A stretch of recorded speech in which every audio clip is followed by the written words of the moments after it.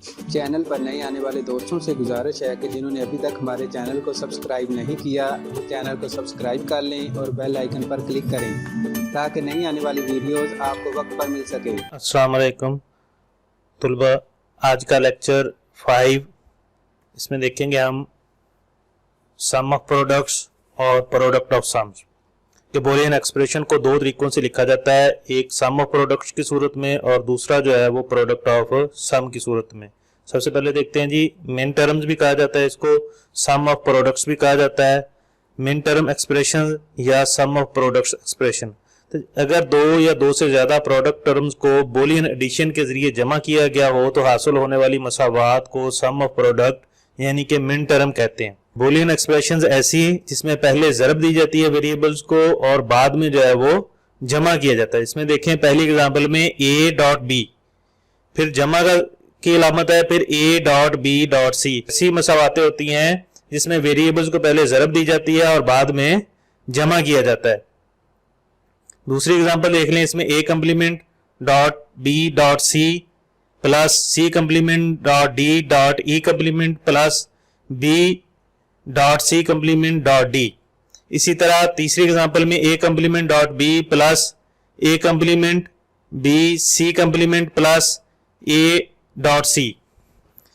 कि ऐसी मसावातें होती हैं, ऐसी इक्वेशंस होती हैं जिनमें जो है वो पहले वेरिएबल्स को ज़रब दी जाती है और बाद में जो है वो जमा किया जाता है। इनके पहले प्रोडक्ट किया जाता है वेरिएबल्स को और बाद में इन प्रोडक्ट्स का सम लिया जाता है। ऐसी इक्वेशंस को जो है वो हम मिन टर्म्स कहते हैं। इसमें नीचे इस एग्जांपल में देखें कि x equal to A B जमा बी सी डी जमा ए सी, ये एग्जांपल दी हुई है। इसको हम जो है वो लॉजिक जो एक सर्किट की मदद से बनाते हैं कि पहले एंड ऑपरेशन हो रहा है, एंड गेट लगेगा, ज़रब हो रही है, प्रोडक्ट हो रही है तो एंड गेट लगाए जाते हैं। ये 3 एंड गेट लगाए गए, 2 और 3। अब देखें ये हमारे पास 3 बन रही है, ये वाली प्रोडक्ट टर्म 3 बन रही है, A B B C D और ए सी। ए और बी एंड गेट ने इसको मल्टीप्लाई कर दिया तो ये ए डॉट बी बन गया। इसी तरह बी सी और डी ये बी सी डी बन जाएगा और ए सी, और बाद में इनके ऊपर और ऑपरेशन किया गया कि x is equal to A B जमा बी सी डी जमा ए सी।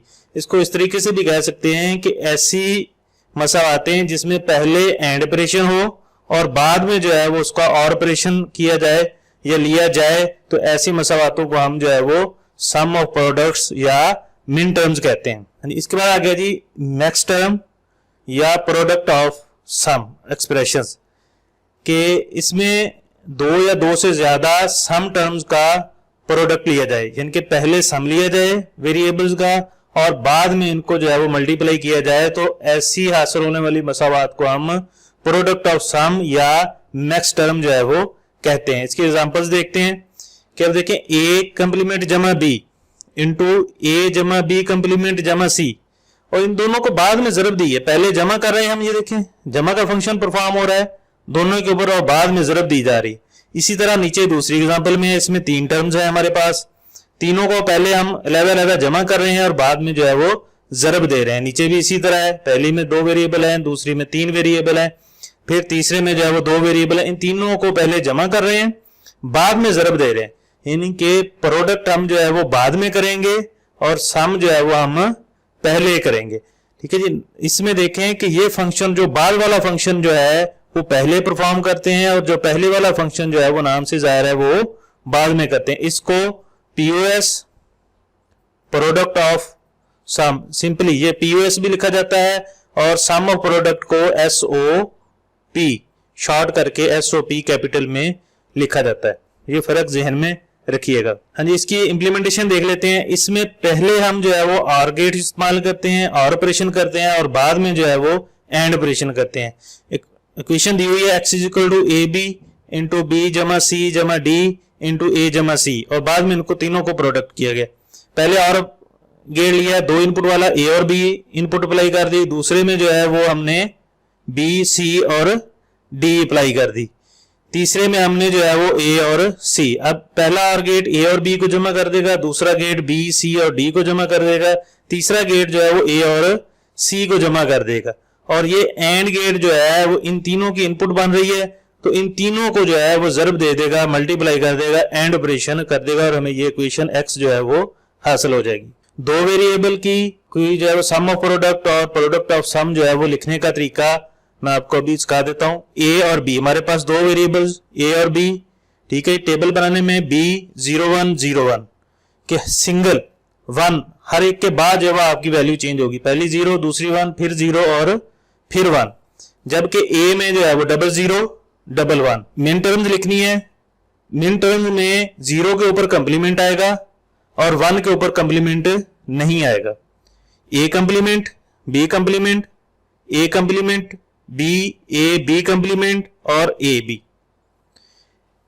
मिन टर्म को मिनिमम वैल्यू होती है तो इसको स्मॉल m से लिखते हैं, m0 पहली वैल्यू। जब दोनों 0 हो ए और बी, इसको हम m0 कह देते हैं। जब 1 की वैल्यू आए 01 तो इसको हम m1 कह देते हैं। जब ए बी कंप्लीमेंट की वैल्यू हो तो इसे हम m2 कह देते हैं और इसको m3। अगर यहाँ पे m3 कहीं पे लिखा हुआ हो तो इसका मतलब होगा कि ए बी है वैल्यू, ठीक है। ये इक्वल होते हैं। इसी तरह max term, max term min term के उलट होता है।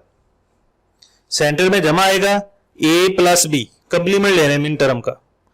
या दूसरे अल्फाज में हम ये कह देते हैं कि इसमें 0 जो है वो विदाउट कंप्लीमेंट होगा और 1 जो है वो कंप्लीमेंट होगा। a plus B complement, a complement plus B, a complement plus b complement.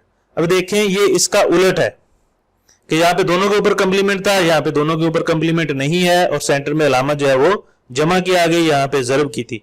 अलामत जमा की करते जाएं और कंप्लीमेंट जो है वो उसका उलट करता जाए। जिस वेरिएबल का कंप्लीमेंट नहीं है उसका कंप्लीमेंट लगाते जाए। इसी तरह ये सारी की सारी वैल्यूज जो है वो तैयार हो जाएंगी। अब आगे m0, m1, m2, m3 ये मैक्स टर्म है और इसमें हम जो है वो m को कैपिटल लिखते होते हैं कि m जो है वो कैपिटल लिखा हुआ इस बात की इंडिकेशन कर देगा कि हमारे पास जो है वो मैक्स टर्म है। ये मैंने एग्जांपल्स दी हुई हैं जी कि इस तरीके से 3 तरीकों से जो है वो इसको लिखा जाता है, सम ऑफ प्रोडक्ट को और प्रोडक्ट ऑफ सम को। कि क्वेश्चन में वो कह देता है जी कि A complement B complement plus A B complement plus A B, एक तरीका तो ये है। दूसरे में सिग्मा ब्रैकेट 0,2,3। अब ये वैल्यूज जो हैं वो वैसे बता देगा टेबल वाली कि ये वाली आपकी 0 m0 वाली वैल्यू है 0, ये आपकी 0 वैल्यू होती है 1 2 3। अगर काउंटिंग में देखें तो ये आपकी 1 की 0 की बाइनरी है, ये 1 की है, ये 2 की है, ये 3 की है। तो ये सिग्मा इस बात की को इंडिकेट करता है कि आपकी सम ऑफ प्रोडक्ट जो है वो ये वाली वैल्यू है। तीसरा तरीका जो है वो सिंपली m0, m2, m3। अब वो जो आपकी मिन टर्म्स के नंबर जो हैं वो लिख देगा, मतलब उसका यही होगा कि ये आपकी m जो है वो 0 है, ये आपकी m1 है, ये आपकी m3 है।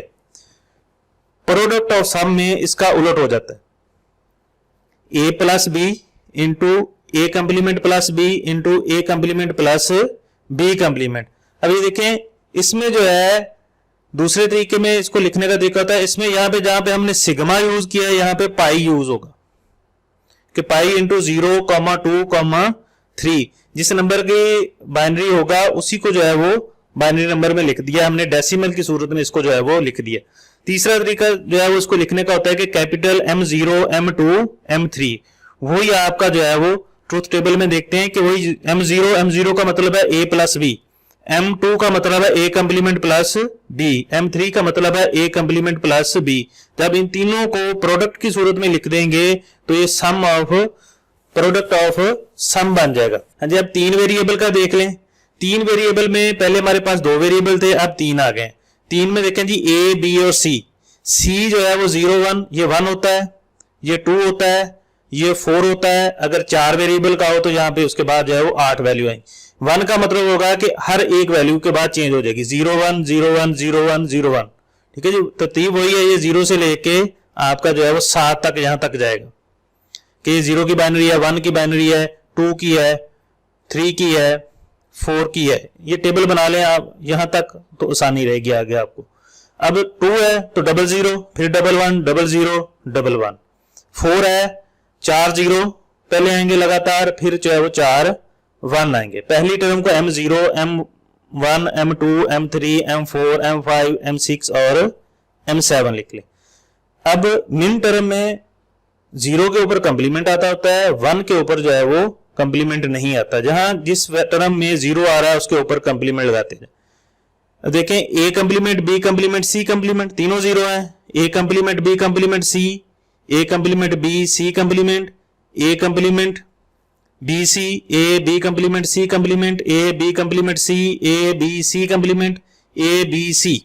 जब नेक्स्ट टर्म की बारी आएगी तो नंबर वही रहेगा, सिर्फ जो M जो है वो कैपिटल में चला जाएगा, M0 M1 M2 M3 M4 M5 M6 और M7। नेक्स्ट टर्म में अब 0 विदाउट कंप्लीमेंट होता है कि कंप्लीमेंट के बगैर आएगा, और 1 जो है वो उसके ऊपर कंप्लीमेंट, जो वेरिएबल 1 होता जाएगा उसके ऊपर कंप्लीमेंट आता जाएगा। अब इसके उलट हो जाएगा, A plus B plus C, A plus B plus C complement, A plus B complement C, A plus B complement plus C complement, A complement plus B plus C, A complement plus B plus C complement, A complement plus B complement plus C, और सबसे आखिरी जो है वो A complement plus B complement plus C complement.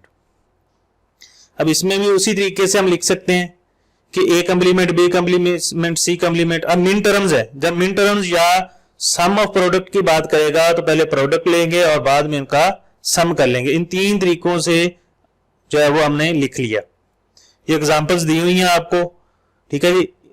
In examples की मदद से जो है वो यहाँ पे जो है वो M भी लिखा जा सकता है, और इसके बगैर भी, सिग्मा के बगैर भी आप जो है वो लिखा जा सकता है। यहाँ पे जो है वो सिग्मा आना था, यहाँ पे भी सिग्मा आना था, मिसिंग हो गया है लिखने में।